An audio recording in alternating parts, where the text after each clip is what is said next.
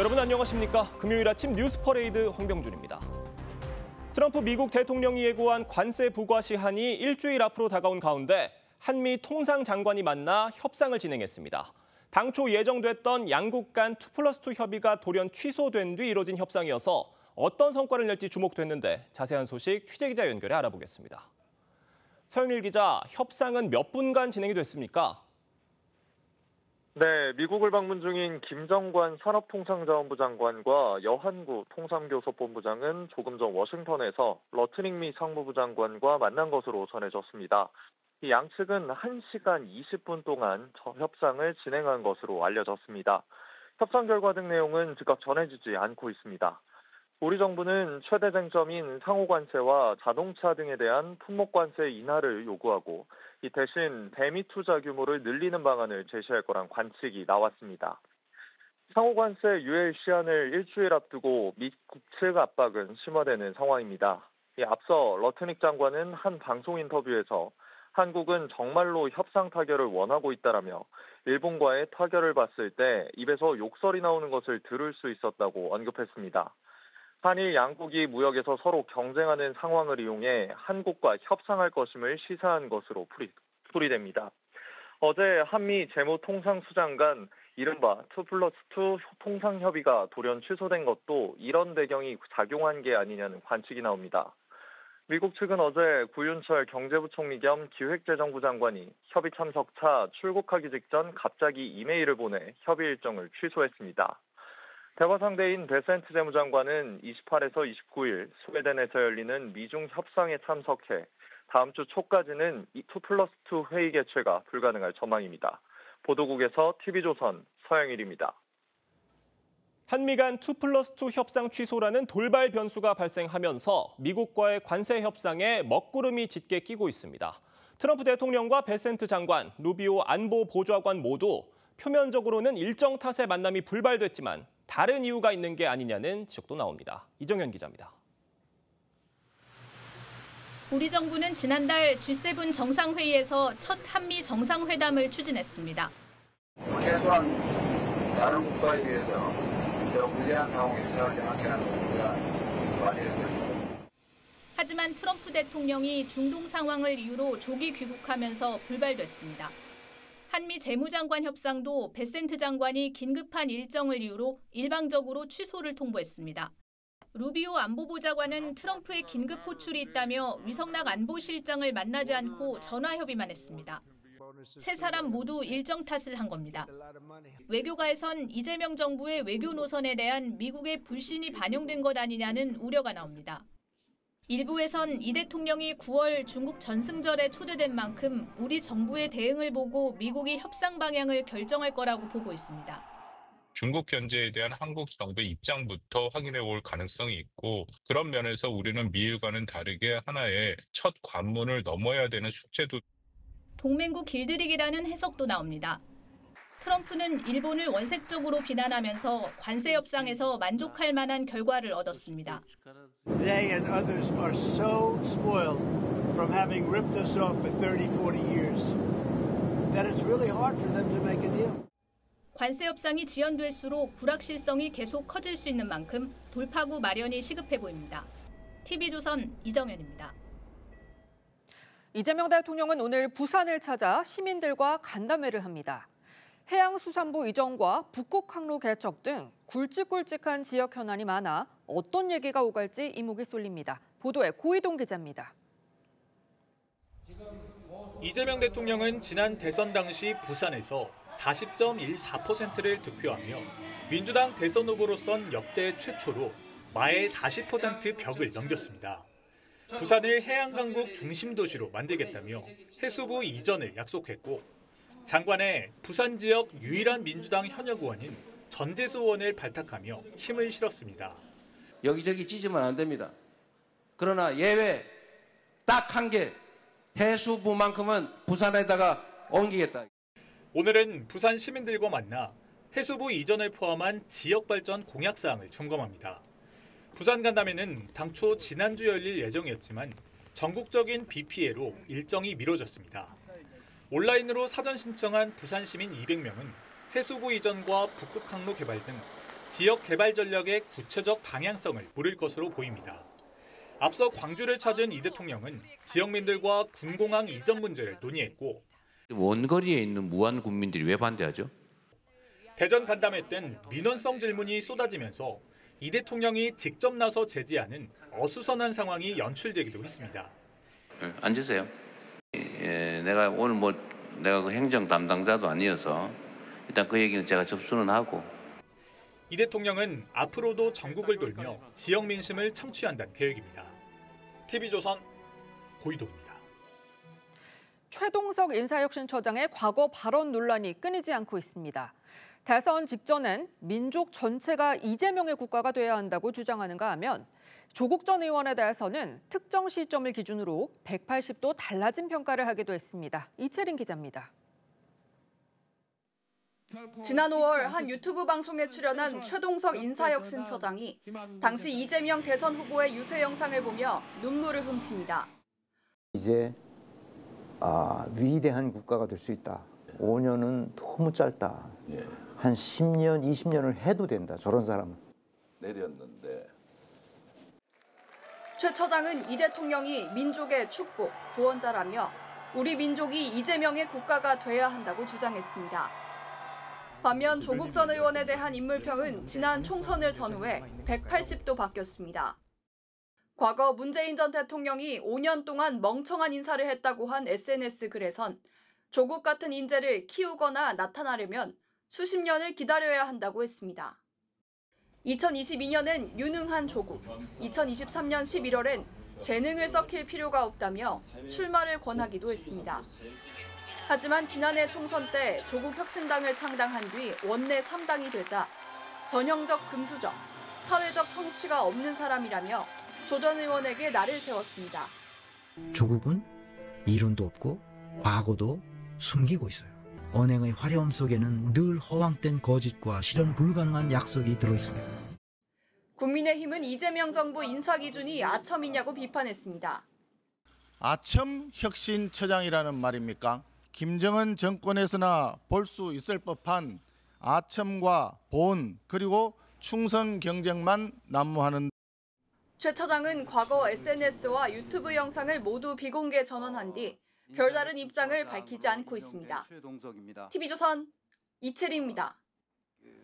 이재명 정부 출범 50여일 만에 고위공직자 4명이 낙마하자 결국 대통령실이 인사검증 절차를 보완하겠다고 했습니다.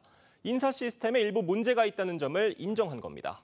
대통령실은 공직사회에 활력을 불어넣겠다며 정책 감사나 직권남용으로 정권이 바뀐 뒤 공무원들을 문책하거나 수사하는 일을 그만하겠다고 했는데 정작 민주당은 전 정부 정책에 대한 감사를 요구하기도 했습니다. 최민식 기자입니다. 강선우 여가부 장관 후보자까지 정부 출범 뒤 낙마자가 4명으로 늘자 대통령실도 결국 인사검증 시스템의 문제를 인정했습니다. 비서실장이 주재하는 인사위원회 검증 절차를 보완해 국민 눈높이에 맞추겠다고 했습니다. 공정성을 확보하기 위한 절차적인 보완을 하고 있습니다. 이를테면 모든 저서를 다 읽어본다라거나. 다만 김현지 총무비서관과 김용채 인사비서관 등 이른바 성남라인이 인사를 주도한다는 지적에 대한 대안은 제시되지 않았습니다. 한두 번은 실수라고 해명하겠지만 3번, 4번 반복되면 실수가 아니라 실력입니다. 대통령실은 공직사회 분위기 쇄신 차원의 대책도 내놨습니다. 정권이 바뀌면 공무원에 대한 정책 감사나 직권남용 수사가 이뤄지는 걸 막겠다는 겁니다. 문재인 정부 땐 4대강 감사와 문화예술 블랙리스트 수사, 윤석열 정부 땐 통계 조작 감사 등으로 정무직은 물론 일선 공무원들까지 수사 대상이 됐습니다. 정부가 교체되고 나면 이전 정부 정책에 대한 과도한 감사와 수사로 공직사회가 위축되고 경직되었습니다. 하지만 정작 감사원은 민주당 주도로 국회에서 처리한 감사 요구안에 따라 지난달부터 윤석열 정부 AI 디지털 교과서 사업에 대한 감사에 착수했습니다. TV조선 최민식입니다.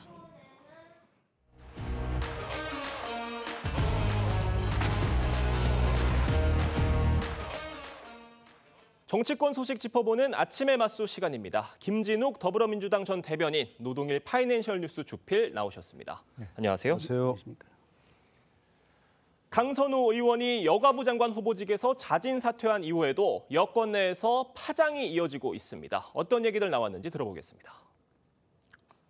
지도자는 잔인한 결정을 경솔할 정도로 빨리 청광석화처럼 해주는 것이 좋은데 이번에는 만시지탄이에요. 강선우 후보자는 임명한다. 이렇게 결정했으면 그대로 가야 되는 거예요. 그거 흔들리면 더 나빠져요. 이것은 언론이 강선우가 아니라 이재명을 이겨먹으려고 하는 거거든요. 강선우는 그 소재로 선택됐을 뿐인 겁니다. 대응을 매우 잘못했다고 저는 봅니다, 당이. 그러니까 박지원 의원 발언부터 좀 저희가 살펴보면 강선우 후보자 임명하겠다고 했으면 그대로 갔어야지 이렇게 뒤에 가서 오락가락하는 모습은 오히려 역효과다 이런 얘기인데 이렇게 생각하시는 민주당 내 의원님들이 박지원 의원님 한 분뿐만이 아닐 것 같아요. 어떻습니까? 당내에는 여러 가지 의견을 가지신 분들이 계시고 특히 이번 강선우 후보자에 대해서 사퇴가 불가피했다라고 보시는 분들도 계시고 또 대통령께서 최종적으로 임명을 하겠다라고 결심을 했다면 그래서 또 국회에다가 재송부 요청까지 보낸 상황이라면 임명을 하는 것이 오히려 더 국정의 동력을 훼손시키지 않는 그런 부분이었을 것이다라고 생각하시는 분들이 다양한 의견을 가지고 계십니다. 그러나 최종적으로 결정은 대통령께서 자진 사퇴를 수용하는 방식으로 하셨기 때문에 그 부분에 대한 존중도 또 필요하다고 보는 것이고요.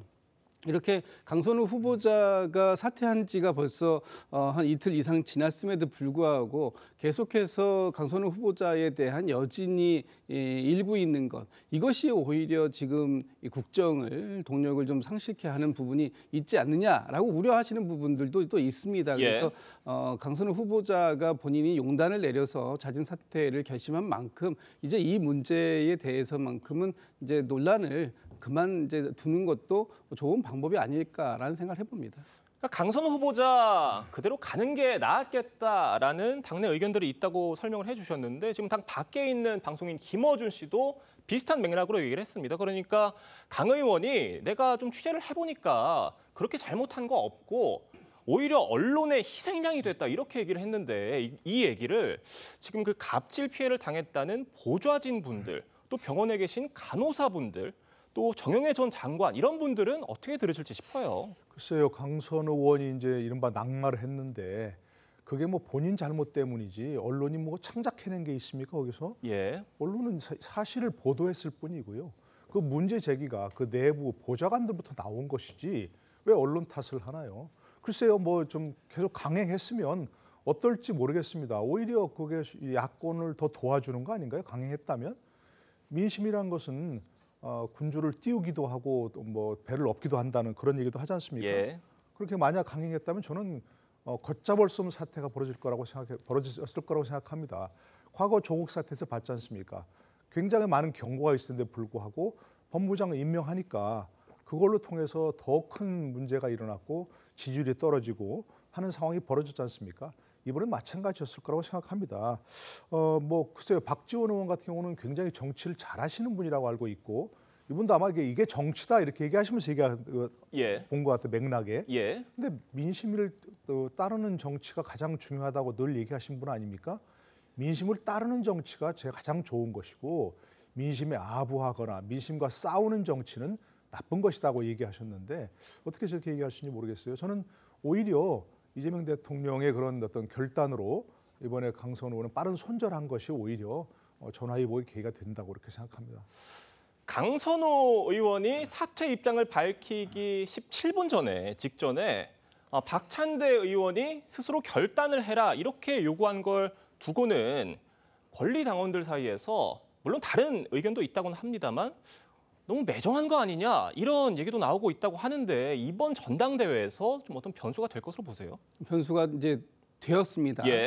사실 이번 전당대회에서는 큰 변수가 없을 것이다. 변수 없는 전당대회가 치러질 것이다. 이렇게 예측들을 많이 했었는데 두 가지 변수가 생겼습니다. 첫 번째는 자연재해 때문에 그 이제 수해 복구를 한다는 이유로 저희가 이번 주에 예정되어 있었던 전당대회 일정들을 8월 2일 전당대회에서 원샷으로 모두 일정을 끝내는 것으로 해놓은 것이 첫 번째 변수가 된 것이고요.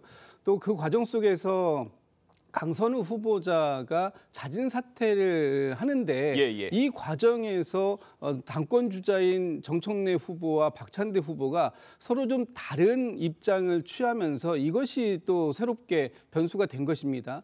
정청래 후보 같은 경우에는 그 강선우 후보자에 대해서 동지라는 표현을 쓰면서 동지이기 때문에 좋을 때도 아플 때도 또는 함께 모든 것을 함께 하는 것이 동지다. 이런 이제 당심에 호소하는 그 전당대회 전략을 지금 이제 쓰고 있다라고 이제 평가들을 받고 있고, 또 박찬대 후보 같은 경우에는 사실 굉장히 당내에서 같은 현역 의원들, 동료 의원에게 자진 사퇴를 권유하는 것이 굉장히 어려운 일인데 그런 부분들을 권유하고 또 권유하자마자 17분 뒤에 그 권유대로 그 강선우 후보자가 자진 사퇴를 취한 것, 이런 것들이 뭔가 특히 명심이라고 하는 이재명 대통령을 이재명 대통령의 명심에 호소하는, 또는 이것이 일반 민심과도 연결되어 있는 민심에 호소하는 전략으로 바뀐 게 아니냐,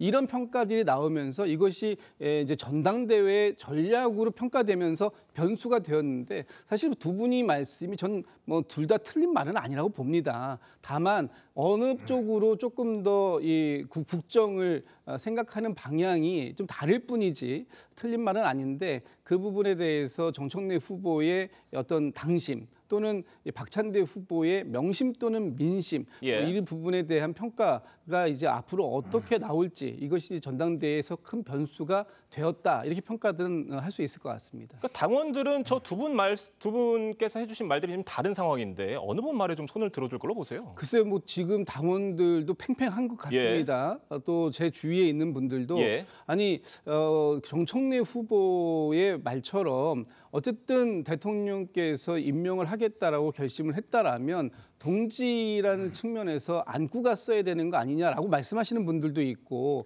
또 반대로 대통령에게 너무 큰 부담을 주고 있고 당에 부담을 주고 있고 특히 민심과 너무 큰 괴리감, 거리감을 주고 있는 강선우 후보를 어쨌든 박찬대 후보가 이렇게 자진 사퇴를 권유함으로써 사실 강선우 후보의 사퇴를 이끌어냈다면 오히려 좀 퇴로를 열어줬다라는 퇴로를 열어준 예. 것이다, 이렇게 평가하는 분들이 있기 때문에 이 부분에 대해서 어떤 결론이 나올지는 좀 지켜봐야 될 것 같다라는 생각이 듭니다. 그러니까 박찬대 의원이 좀 총대를 맨 거다라는 식의 평가도 있고, 지금 이 정청래 의원 같은 경우에는 동지, 강선우 후보자에 대해서 동지라고 얘기를 하면서 비를 맞을 때 같이 맞는 게 동지다, 이렇게 얘기를 했거든요. 이 발언 어떻게 들으십니까? 글쎄, 동지라는 말을 한번 들어본 것 같습니다.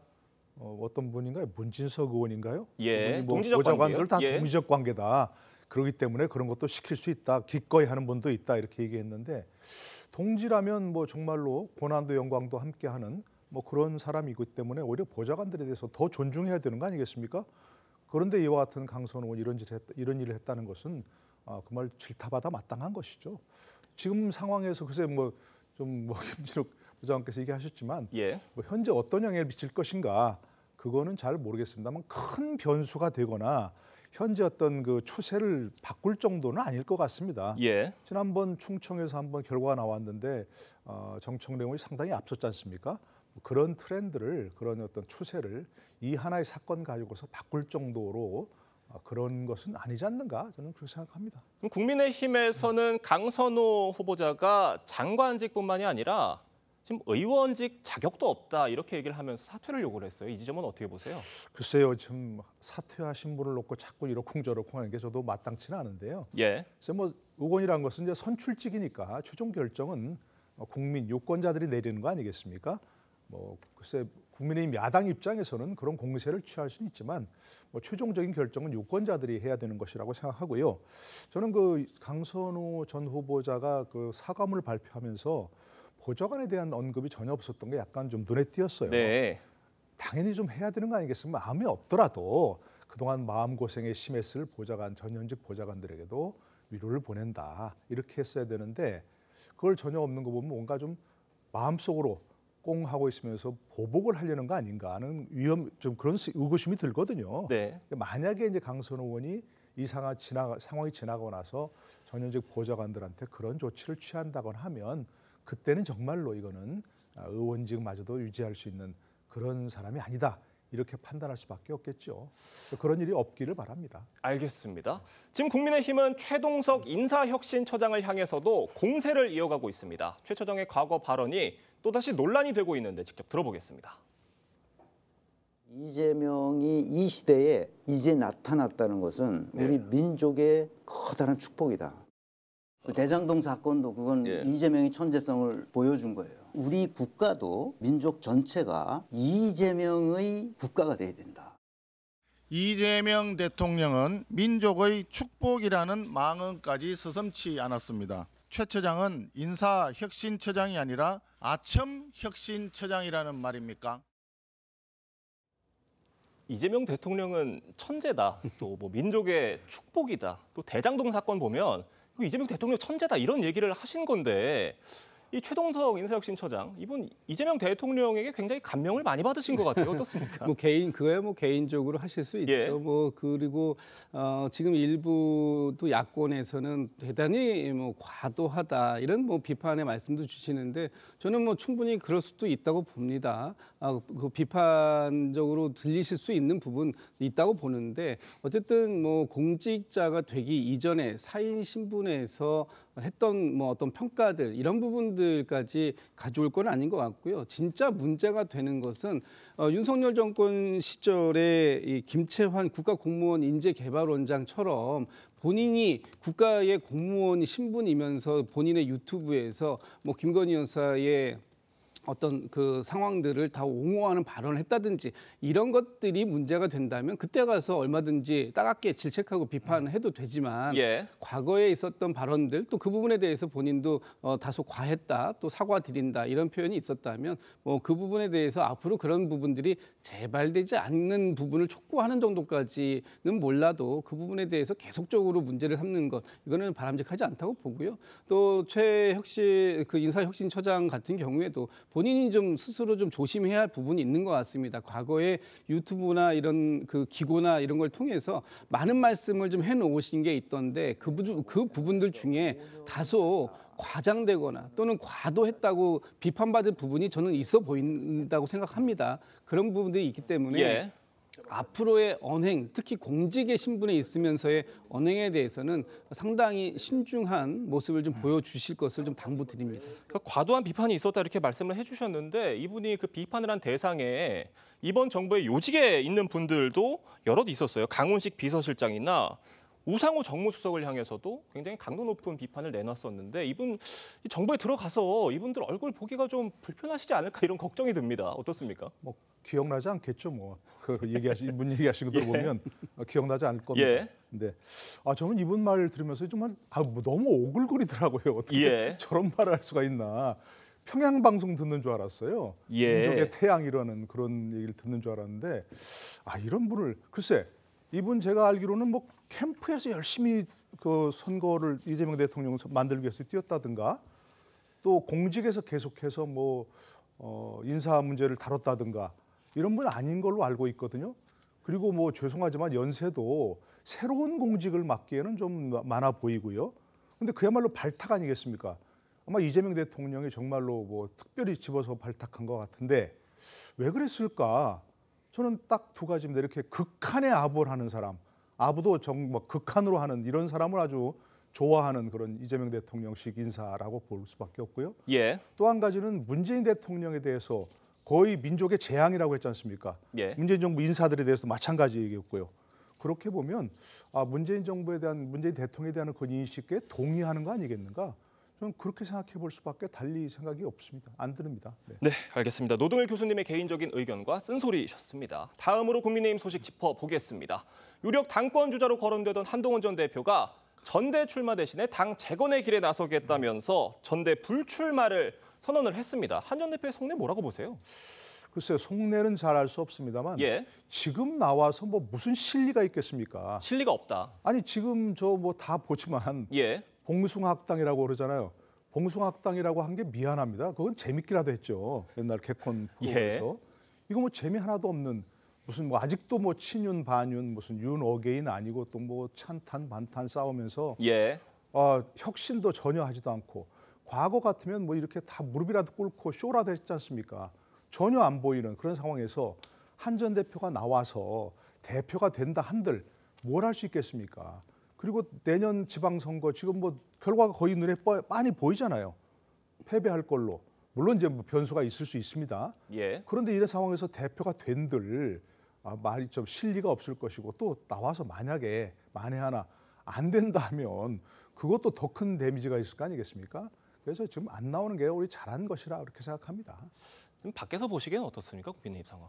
지금 뭐 노동일 교수님께서 말씀 주신 부분에 뭐 대체적으로 다 동의가 되는데 저는 한 가지를 좀 더 덧붙인다면 지금 한동훈 전 대표 입장에서는 아마 내년 지방선거와 동시에 치러지게 되는 재보궐선거로 목적지를 옮긴 것이 아닌가라는 생각이 들고요. 지금 이제 본인이 얘기한 것처럼 당대표 선거에 불출마하면서 정치를 쇄신하고 당을 재건하겠다라는 이제 포부를 밝혔는데 과연 당대표가 안 된 상황에서 이렇게 정치를 쇄신하고 당을 재건하는 역할을 맡아서 할 수 있을까? 우리의 정치 현실이 과연 그것을 가능하게 할까? 특히 국민의힘에서 지금 주류 세력이라고 하는 구친윤계의 세력들이 여전히 건재한 상태에서 한동훈 전 대표의 이런 목표가 가능할지 여부에 대해서는 상당히 회의적이다라는 말씀드리고 이번 그 전당대회에서 한동훈 전 대표가 빠짐으로 해서 지금 그 국민의힘이 가고자 하는 방향이 훨씬 더 찬탄 반탄 쪽에서 본다면 찬탄 쪽보다는 반탄 쪽을 주장해 왔던 분들이 득세할 수밖에 없는 그런 구도로 지금 흘러가고 있구나라고 이제 평가할 수밖에 없을 것 같습니다. 개혁파 인사들의 연쇄 회동도 이어지고 있습니다. 안철수 의원과 오세훈 서울시장이 만나 인적 쇄신에 대한 공감대를 형성했다고 하는데 관련 얘기 들어보겠습니다. 아이고 안녕하셨습니까? 감사합니다. 우리 당이 혁신을 해야지만이 지금 현재 대선 이후에 우리 당의 당원조차도 등을 돌리고 쳐다보지 않고 있는 이런 상황을 타개할 수 있다. 뭐 안철수 의원, 유승민 전 의원, 오세훈 서울시장, 한동훈 전 대표까지 서로 지금 어떤 만남을 이어가고 있는데 이게 어떤 단순한 만남에 그칠지 아니면 어떤 연대로 이어질 수 있을지 어떻게 보십니까? 글쎄요. 일각에서는 뭐 그런 분들은 개혁파고 다른 분들은 아니다, 뭐 극우파다 이렇게 얘기하는데 저는 동의할 수 없습니다. 어떤 분은 개혁파고 어떤 분은 반개혁파라는 것도 어떤 잣대로 하는지 이해할 수 없고요. 근데 만약에 일각에서 결집을 이렇게 하면 또 작용과 반작용이 있어 다른 그 어떤 진영도 또 결집을 할 거 아니겠습니까? 그런 상황에서 결국 세대결로 갈 수밖에 없는 상황이고 지금보다 더 큰 파일이면 알 겁니다. 근데 일각에서도 얘기하는 것처럼 차라리 그럴 바에는 따로 분당을 하든지 해라 하고 하는데 지금 분당할 에너지도 전혀 없고 분당한다고 해서 날아갈 사람도 없을 것이고 그렇기 때문에 이 정말 해법이 보이지 않는 이런 상황이 아마 상당 기간 동안 계속될 걸로 보입니다. 알겠습니다. 오늘 두 분 말씀은 여기까지 듣도록 하겠습니다. 감사합니다.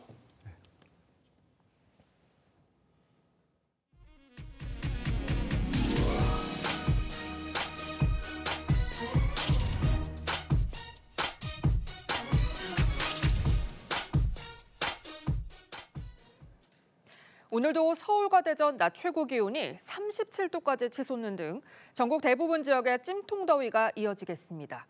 내일은 서울 최고 기온이 38도까지 올라가 역대급 더위가 예상되는데 이 폭염은 주말 내내 이어질 전망입니다. 서울 청계천 나가 있는 취재기자 연결해 날씨 상황 자세히 알아보겠습니다. 자, 허유아 기자, 지금 날씨 어떻습니까? 네, 이곳 청계천은 개울물 영향으로 주변 지역보다 좀 시원한데도 기온이 벌써 27도에 육박합니다. 일부 시민들은 아침부터 부채와 손선풍기를 들고 출근길에 나선 모습입니다. 현재 수도권을 포함한 전국 대부분 지역에는 폭염특보가 발효돼 있습니다. 한낮 기온은 서울과 대전, 부산, 광주 등에서 37도까지 예보돼 있어 찜통더위가 이어지겠습니다. 특히 서울 전역에 폭염 경보가 발령되면서 서울시는 위기경보 수준을 경계로 격상하고 비상대응 체계에 돌입했습니다. 찜통더위는 주말에도 이어지겠습니다. 현재 북태평양 고기압과 티베트 고기압이 동시에 한반도를 뒤덮어 열기가 빠져나가지 못하는 상황입니다. 내일은 서울 낮 최고 기온이 38도까지 오르며 역대급 더위가 예상됩니다. 월요일부터 사흘간 전국에서 온열 질환자 323명이 발생했습니다. 당분간 야외 활동은 자제하고 물을 충분히 마시는 등 건강에 유의하셔야겠습니다. 서울 청계천에서 TV조선 허유아입니다. 지게차가 비닐로 꽁꽁 묶인 사람을 든 채 움직입니다. 전남 나주의 한 벽돌 공장에서 이주 노동자를 지게차에 매단 채 조롱하는 듯한 영상이 공개돼 논란이 일고 있습니다. 지게차 운전자는 허공에 매달린 노동자를 향해 잘못했다고 하라며 다그치기까지 했는데 대통령실까지 나서 인권 침해를 엄단하겠다고 밝혔습니다. 김태준 기자입니다. 한 남성이 지게차에 실린 벽돌 더미와 함께 비닐로 칭칭 감겨 있습니다. 잠시 뒤 남성을 지게차에 매단 채 이동하더니 공중으로 들어올립니다.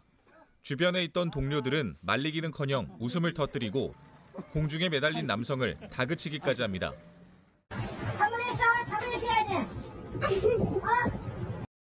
비닐에 감긴 노동자는 겁에 질린 채 아무 말도 하지 못합니다. 지난 2월 전남 나주의 한 벽돌 공장에서 50대 지게차 운전자가 스리랑카 이주 노동자를 괴롭히는 영상입니다. 벽돌과 함께 랩에 묶인 이주 노동자는 지게차에 들려 약 5분간 공중에 떠 있었습니다. 마음에 너무 다쳤어요. 스트레스 많이 받았어요. 이주 노동자 인권단체는 비슷한 피해가 더 있을 수 있다며 진상조사를 촉구했습니다. 해당 영상이 SNS를 통해 알려지자 이재명 대통령은 눈을 의심했다며 소수자, 약자에 대한 용납할 수 없는 폭력이자 명백한 인권유린이라고 질타했습니다. 업체 대표는 사과했습니다. 무조건 우리 회사 내에서 그런 사태가 생긴 것에 대해서는 저희가 잘못했다고 하고 고용노동부는 사실관계를 확인하고 노동관련법을 위반한 게 없는지도 들여다볼 예정입니다. TV조선 김태준입니다. 전해드린 대로 전남 나주에서 발생한 이주 노동자 괴롭힘 영상이 공개된 이후 파문이 커지고 있습니다. 관련 내용 최진영 변호사, 조현산 변호사와 함께 이야기 나눠보겠습니다. 안녕하세요. 안녕하십니까. 자, 공개된 영상을 저희가 같이 봤는데 이주 노동자가 화물에 묶여서 지게차로 들어 올려지는 충격적인 장면이었습니다. 이 해당 공장에서는 또 다른 괴롭힘도 있었다고 해요. 그렇습니다. 저는 깜짝 놀랐는데요. 지금도 그림에 보입니다만 한 3단계로 이게 괴롭힘이 된 것 같습니다. 예. 지금은 저렇게 이렇게 그 비닐에 쌓인 채만 있지만 제가 아는 한 저 비닐로 싸는 것은 자동화 기계로 이렇게 그렇죠. 사람을 묶어놓고 빙빙빙빙 돌릴 때 느꼈던 그 어떤 충격 그리고 네. 이후에 저렇게 지게차에 옮기는 것 자체도 그런데 이제는 리프트 말 그대로 공중 부양시킨 것 아닙니까? 근데 그게 두 번째. 마지막으로 옆에 있었던 또 한국인 동료 노동자들은 휴대폰을 찍으면서 조롱까지 했던 건 아니겠습니까? 이런 반인권적 그 유린이 정말 대한민국 선진국에서 일어났다는 사실 자체가 굉장히 좀 안타까운 것 같은데요. 실제 이곳 그 나주에 있는 공장 같은 경우에는 이 피해자를 비롯해서 이주 노동자들이 한 10명 정도 근무했고 한국인들이 3, 4명 합계 22명 정도 근무를 했다라고 하는 것 같은데요. 이 부분에 대해서 지금 뭐 정치권뿐만 아니고 대한민국을 넘어 정말 해외에도 이런 부분이 나가서 있을까 봐 정말 마음이 정말 조마조마합니다. 네, 이재명 대통령도 이 사건에 대해 야만적 인권 침해라며 실태 파악을 지시했습니다. 이 피해 이주 노동자 목소리와 함께 직접 들어보겠습니다. 마음에 너무 다쳤어요. 스트레스 많이 받았어요. 지난 달에 몸이 안 좋아하니까 제가 병원 갔어요. 근육이 너무 아프니까. 그런 모멸적인 대접을 이역만리 타국에서 받았으니 얼마나 괴롭고 또 외롭고 서러웠겠습니까? 또 그걸 보는 전 세계인들이 대한민국을 가히 어떻게 볼까 참으로 걱정되는 장면이었습니다. 네, 들으신 것처럼 이 피해 이주 노동자 스트레스가 상당히 컸다고 하는데요. 왜 가해자들은 이런 일을 벌였을까요? 일단 근로감독관들이 해당 업체를 방문해서 조사를 진행하고 있는데 그 가해자라고 하는 50대 한국인 근로자의 입장에 살펴보게 되면 아마 피해자 이주 노동자가 벽돌 포장 방법을 가르치는데 이게 익숙하지 않았다고 합니다. 예. 제대로 이를 따라하지 못하니까 여기에 대해서 아마 이런 행동을 한 것으로 보여지는데 피해자 입장에서는 어떻게 보면 익숙하지 않은 부분 아니겠습니까? 일을 제대로 못할 수도 있고 그런 부분에 대해서는 차근차근 가르쳐줘야 되는데도 불구하고 선임자 입장에서 그것을 참지 못하고 이러한 행동을 한 것으로 보여지고요. 피해자 입장에서는 이에 대한 사과를 요청을 하고 있는데 근로감독관들을 대상으로 해서 조사에서는 가해자 입장에서는 피해자에게 눈물을 흘리며 죄송하다는 입장을 밝혔고요. 그리고 해당 업체 대표의 경우에도 자신의 업체에서 발생한 일에 대해서 모든 것을 책임을 지겠다라는 뜻을 밝혔다고 합니다. 예. 지금 저 이주 노동자분을 완전히 사물처럼 다룬 게 아닌가 싶은데 지금 관련 단체에서는 가해자들 고발을 하겠다고 합니다. 이분들에게 어떤 혐의가 적용이 될 수가 있는 거예요? 그렇습니다. 사실 저게 한 번뿐이었을까 하는 생각도 드는 것 같은데요. 너무나 좀 자연스럽지 않습니까? 근데 이 부분 같은 경우에는 근로기준법 8조에 보면은 사용자는 사고 발생 그 밖에 어떤 이유로도 근로자를 폭행하지 못한다라고 돼 있고요. 그리고 이를 위반할 경우에는 징역 5년 이하의 징역, 5천만 원 이하의 벌금으로 형법이 정하고 있는 폭행죄보다 훨씬 더 강하게 처벌받고 있습니다. 결국 형법 같은 경우에는 서로 뭐 합의하고 나면은 문제가 안 될 수도 있습니다만 이 정도의 어떤 사안이라고 한다고 하면은 합의하는 것도 쉽지 않을 것이고 설령 합의한다 하더라도 상당 부분 처벌 수위가 높을 가능성이 크지 않을까 싶습니다. 예, 이번 사건을 계기로 열악한 환경에 있는 이주 노동자들의 인권 보호하고 강화해야 한다 이런 요구가 커지고 있는데 어떤 대책들이 좀 마련돼야 할까요? 과거에도 우리나라 노동자들이 외국에 근로를 제공하면서 가진 인권 침해와 고초를 겪지 않았겠습니까? 예. 그런 측면 살펴보게 되면 국내에 있는 이주 노동자들에 대해서는 인권에 대한 보장 조치가 충실히 이루어져야 될 필요성이 분명히 있다고 하겠죠. 지금 고용노동부 입장에서는 해당 업체에 대해서 기획 감독을 진행을 하고 있다고 합니다. 해당 업체에 대해서 특별 감사를 통해서 해당 업체가 지금까지 직장 내 폭력 사태라든가 여러 가지 그런 임금 체불이라든가 여러 가지 문제들에 대해서 살펴보고 있겠다고 하고요. 추가적으로 봤을 때는 이런 제조업체뿐만 아니라 농촌에도 꽤 많은 이주 노동자들이 활동을 하고 있습니다. 농촌 지역도 함께 살펴볼 예정이라고 하는데요. 이것은 이번 단기간에만 그칠 것이 아니라 이런 문제들에 대해서 지속적으로 관심을 가지고 꾸준한 조사를 펼칠 필요성이 있지 않을까 싶습니다. 알겠습니다. 다음 소식도 짚어보겠습니다. 자신의 딸 명의로 사기 대출을 받아서 강남에 아파트를 샀다는 의혹을 받는 양문석 더불어민주당 의원이 항소심에서도 당선 무효형을 받았습니다. 그러니까 항소심 재판부가 양문석 의원이 고의로 사기 대출을 받은 점을 또 인정을 한 거예요. 그렇습니다. 말씀하신 것처럼 세 가지 혐의를 받고 있었습니다. 예. 하나는 강남에 그 대출이 사실상 금지된 상황이 되니까 부동산 담보 대출이 아니고 대학생 딸 명의로 해서 사업자 대출을 그 대구에 있는 한 그 금융기관으로부터 받았는데 그것이 목적을 위반했다라고 해서 사기 대출로 했고 금액이 10억 원이 넘는 것으로 알고 있습니다. 아시다시피 그 사기 피해가 5억 원이 넘어갈 경우에는 형법상 사기가 아니고 특정 경제범죄 처벌에 관한 법률 위반으로 기소가 되는데 그와 같은 사기 대출 넘어서 지난 작년 4월이죠. 본인이 이 부분에 대해서 그 총선과 관련해서 문제가 됐을 때에 재산을 고의적으로 축소 신고했다는 점, 나아가 이 사기 대출과 관련되는 허위의 사실을 본인의 소셜 미디어에 올렸던 이런 점으로 기소를 됐는데 사기죄와 관련해서 징역 1년 6개월에 징역유예 3년 그리고 또 공직선거법 위반 사건은 다른 사건과 달리 어떻게 보면 공직의 유무를 가름하는 것이기 때문에 별도로 선고를 하는데 벌금 150만 원을 선고했다고 합니다. 아시다시피 100만 원 이상 공선법 위반 혐의가 확정되면은 공직에서 자동 퇴출되도록 되어 있습니다. 1심, 2심 모두 당선 무효형이 났기 때문에 대법원이 판결에 귀추가 주목되는 것 같습니다. 네, 양 의원 측에서는요, 이 대출 사기 혐의를 두고서 새마을금고의 용도의 목적, 이 개인 사업자 대출이 관행적으로 이뤄진 거다라면서 이 검찰의 공소권 남용을 주장을 했거든요. 그런데 재판부는 이 검찰의 공소권 남용 인정하지 않았습니다. 어떻게 보시나요? 일단 공소권 남용이라고 하는 것은 형식적으로 검사가 적법하게 공소를 제기했지만 실질적으로 봤을 때는 검사가 본인의 권한을 넘어서서 자의적으로 공소권을 행사하고 이로 인해서 피고인의 입장에서는 실질적으로는 불이익이 발생하는 경우가 공소권 남용이라고 할 수가 있는데 지금 의원 측에서 주장하고 있는 그런 부분을 살펴보게 되면 차별적 공소 제기를 주장하는 것으로 보여집니다.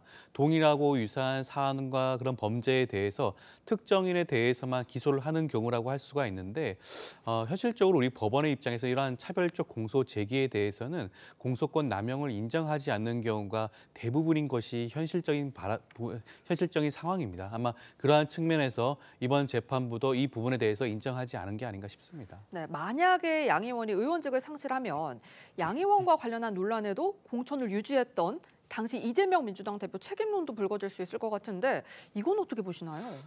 글쎄요, 저는 뭐 그렇게까지 확장될 것 같지는 않은데요. 이재명 당시 대표 입장에서는 공천을 일방적으로 뭐 예를 들면 전략 공천을 줬다라든가 그런 것도 아니었어요. 양 의원 같은 경우에는 그 당시에 현역 의원이었던 전해철 의원과 경선 과정을 거쳐서 당원들의 결정으로 공천권을 받게 되었습니다. 그리고 본선에서도 11%포인트 차이가 넘는 큰 격차로 당선이 되었어요. 그렇다고 한다면 당원들뿐만 아니라 해당 지역구 유권자들의 선택을 받고 판단을 받은 의원이라고 할 수가 있기 때문에 이 공천 과정에서 과연 이재명 대통령의 책임을 물을 수 있을 것인가? 저는 그렇지 않다고 봅니다. 당시 그 공천 과정을 두고 비명 행사다 이런 지적들 나왔었던 것 같은데 이 논란에 대해서는 어떻게 보십니까? 그렇습니다. 이 정도가 됐다라고 하면은 사실은 그때도 이 정도면은 유죄가 확정이 될 가능성이 높다라고 하면서 그 공천에 대해서 굉장히 많은 내부적인 비판도 있었던 것 같습니다. 그렇다고 하면은 이 부분에 있어서는 물론 당 대표로 그냥 여전히 있다고 하면은 그 이재명 전 대표가 어떤 그 의견을 내야겠습니다만 대통령이 된 상태에서 과연 이 부분에 대해서 어떤 정치적 메시지가 나올지는 의문이다 이렇게 평가를 합니다. 알겠습니다. 오늘 두 분 말씀은 여기까지 듣겠습니다. 감사합니다. 감사합니다. 정부가 체제 선전과 무관한 북한의 만화나 영화를 일반인들에게 공개할 거란 소식 얼마 전 전해드렸는데 노동신문이나 조선중앙TV처럼 현재 일반인 접근이 제한된 체제 선정용 관영 매체도 일반에 공개하는 방안이 여권에서 논의 중인 걸로 파악됐습니다. 이재명 정부가 줄곧 추진해온 대북 유화책의 일환으로 보이는데 부작용을 우려하는 목소리가 나옵니다. 황정민 기자의 단독 보도입니다.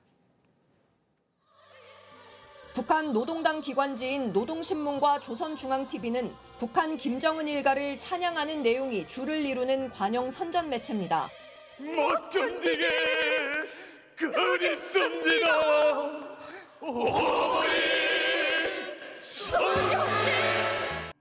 국내에선 특수자료로 분류돼 접근이 제한돼 있는데 북한 영화나 만화에 이어 신문과 방송까지 접근 문턱을 낮추는 방안이 정부와 국정기획위원회에서 논의되고 있는 걸로 확인됐습니다. 국정기획위 관계자는 통일부에 별도 위원회를 만들어 심의를 거친 북한 신문과 방송에 한해선 국민 누구나 볼 수 있게 하는 게 핵심이라고 말했습니다. 현재 국정원이 주무부처인 특수자료 취급을 통일부로 옮겨와 공개하겠다는 건데 통일부 관계자는 가능하면 특수자료의 범위를 좁히자는 거라고 설명했습니다. 민주당 이용선 의원이 곧 관련 법안을 발의할 계획입니다. 대북방송 중단 등 북한에 대한 이재명 정부의 유화책 가운데 하나로 검토되는 걸로 해석됩니다. 하지만 북한이 반동사상 문화 배격법 등으로 내부 통제를 강화하는 상황에서 일방적 유화책에 그칠 거란 지적과 함께 북한 체제 선전이 한국 사회에 미칠 부작용을 우려하는 목소리도 있습니다. 북한이 이걸 개선하고 시정할 의지가 없는 상황에서 개방한다는 것은 오히려 우리한테는 독이 된다고. 민주당 내부에서도 야권 공세에 빌미를 줄 거란 우려가 적지 않아 실행에 앞서 공론화 과정이 필요하다는 지적이 나옵니다. TV조선 황정민입니다. 관세 전쟁을 벌이고 있는 트럼프 시대를 맞으면서 금융시장은 그야말로 롤러코스터를 탄 듯이 변동성이 커지고 있습니다. 이와 함께 세계 곳곳에서 크고 작은 무력 충돌도 끊이지 않고 있는데요. 불확실성 시대, 현명한 투자법은 뭔지 윤소하 기자가 알아봤습니다. 2022년 러시아의 침공으로 시작된 우크라이나 전쟁. 원자재 값이 치솟고 공급망이 타격을 입으면서 금융시장은 출렁였습니다. 이후에도 이스라엘과 하마스의 국지전, 인도 파키스탄의 분쟁, 이스라엘 이란 격돌 등 분쟁이 끊이지 않고 있습니다. אנחנו במערכה גורלית על קיומנו. אנחנו ניאבק עד שנשיג את הניצחון. 지정학적 위기가 올 때마다 대표적인 안전자산인 금값은 뛰었습니다. 특히 미국이 더 이상 세계의 경찰 국가로 군림할 수 없는 상황입니다. 전문가들은 이럴 때일수록 금을 투자 바구니에 담으라고 조언합니다. 지정학적 리스크 상시화 시대에는 보험이라는 말씀을 드리고 있습니다. 살아남기의 솔루션으로 금을 갖다가 박아놓으라는 말씀을 드립니다. 금은 자산가들도 빼놓지 않는 투자 상품입니다.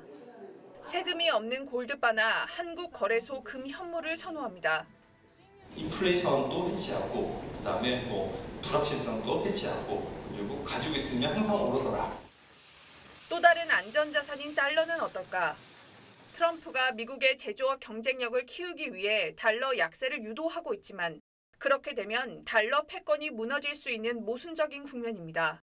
때문에 적립식으로 달러 상품을 사모을 필요가 있다는 의견도 나옵니다. TV조선 윤서입니다. 나무숲 사이 연기가 피어나고 곳곳에 비행기 잔해가 어지럽게 널브러져 있습니다. 러시아 극동 아무르주에서 49명이 탑승한 여객기가 추락했습니다. 탑승자 전원이 숨진 걸로 보인다고 현지 당국이 밝혔는데 사고기는 제작한 지 50년 가까이 되는 노후 기종이었습니다. 변재영 기자입니다. 시커먼 연기가 피어오르고 부서진 여객기 잔해가 불에 탄 나무들 사이로 보입니다. 러시아 민간 항공사 안가라 항공 소속 여객기가 레이더에서 사라진 건 현지 시간 24일 오후 1시쯤. 중국 국경 주변인 틴다로 가던 중 착륙을 앞두고 연락이 두절된 겁니다. 기체 잔해는 러시아 극동 아무르주에서 발견됐는데 추락 당시 비행기엔 승객 43명과 승무원 6명이 타고 있었습니다. Посадку в аэропорту Тынды самолет ушел на второй круг, после чего связь с ним была утеряна. Место падения самолета установлено. Обстоятельства происшествия выясняются.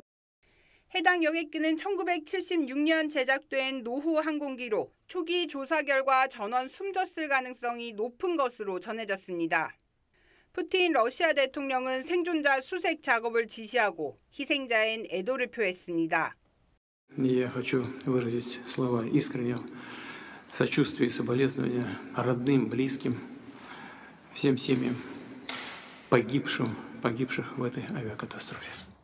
사고 당시 중국인 1명이 비행기에 탑승하고 있었던 것으로 알려졌는데 시진핑 중국 국가주석도 러시아의 위로의 뜻을 전했습니다.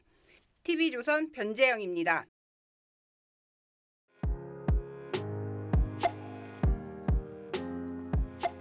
렌즈에 담긴 그 순간 그 의미를 짚어보는 시간이죠. 사진기자가 선택한 아침의 한 장입니다. 오늘은 조선일보 사진부 오종찬 기자와 함께합니다. 안녕하세요. 네, 오늘 아침에 볼 사진은 어떤 건가요?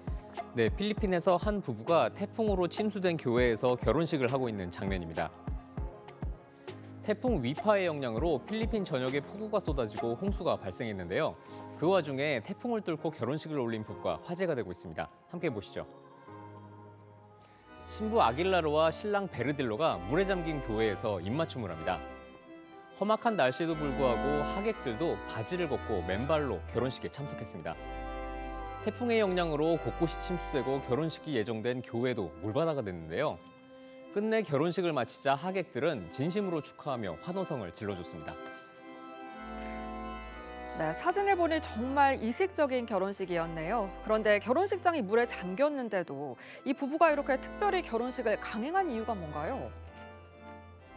네, 이 부부도 예상치 못한 일에 고민에 빠졌었는데 어차피 결혼 생활에는 어려움이 따르기 마련이라며 일정을 바꾸지 않고 그대로 진행했다고 합니다. 웨딩드레스를 입고 물에 잠긴 교회를 걸어나가며 미소 짓는 모습이 인상적인데요. 만난 지 10년 된 두 사람은 태풍은 우리가 극복해온 어려움 중 하나일 뿐이라며 활짝 웃었습니다. 하객들도 정말 특별한 결혼식이었다며 두 사람의 모습에 큰 용기를 얻었다고 말했습니다. 네, 이색적이면서도 많은 생각을 하게 만든 결혼식인 것 같네요. 지금까지 아침의 한 장이었습니다. 강한 고기압의 세력이 한반도를 뒤덮으며 숨막히는 한증막 더위가 이어지고 있습니다. 서울을 비롯한 대부분 지역에 폭염경보가 내려져 있는데요. 오늘 한낮에 서울이 37도, 내일은 무려 38도까지 치솟으며 이번 더위 절정을 보이겠는데요. 밤에도 열기가 식지 않아 열대야가 이어지겠습니다. 이렇게 더운 날에는 온열 질환에 걸리기 쉬운데요. 충분한 수분 섭취로 건강 잘 챙기셔야겠습니다. 자세한 낮 기온 보겠습니다. 대구와 강릉이 35도, 광주와 청주 36도, 대전과 서울은 37도까지 오르겠습니다. 맑은 날씨 속 볕도 강하겠습니다. 전국의 자외선 지수 매우 높은 단계 보일 텐데요. 장시간 야외 활동은 되도록 피하시는 게 좋겠습니다. 당분간 해안가 출입도 자제해야겠는데요. 제주와 남해상에는 물결이 매우 높게 일겠고요. 너울성 파도가 밀려오겠습니다. 주말과 휴일에는 맑은 하늘 아래 폭염이 이어지겠고요. 제주에는 비 소식이 들어 있습니다. 오늘의 날씨 박선민입니다. 이상으로 금요일 뉴스 퍼레이드 마칩니다. 저희는 다음 주 월요일 아침 7시 30분에 다시 찾아뵙겠습니다. 함께해 주신 여러분 고맙습니다.